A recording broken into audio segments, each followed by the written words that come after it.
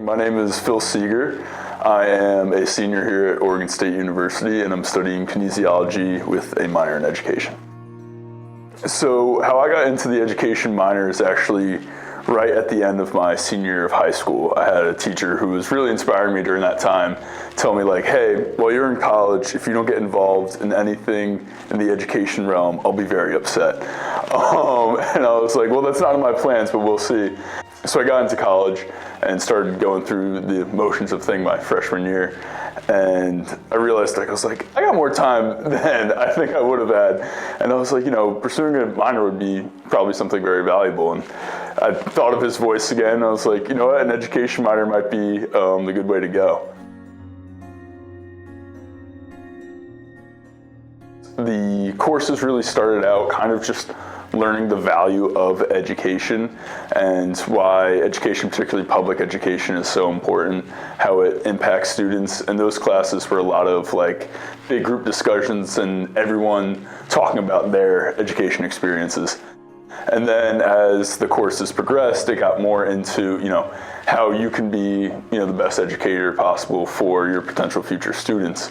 And so, working on different sort of strategies and scaffolding and things like that to really come across the students and impact them. After graduation, I hope to really get into emergency medical care and possibly advanced medicine. And I believe that an education minor helps with that because it helps a lot with communication. And in working with something like medicine, emergency medical care, I think it's extremely important that whatever you're doing to help someone else, you're effectively communicating with them what is going on.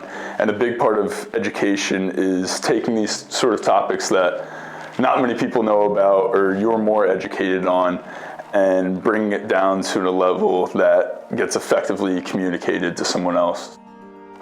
So I absolutely think the minor will help students, OSU students, who don't think of themselves as educators, because I can say I myself don't think of myself as an educator.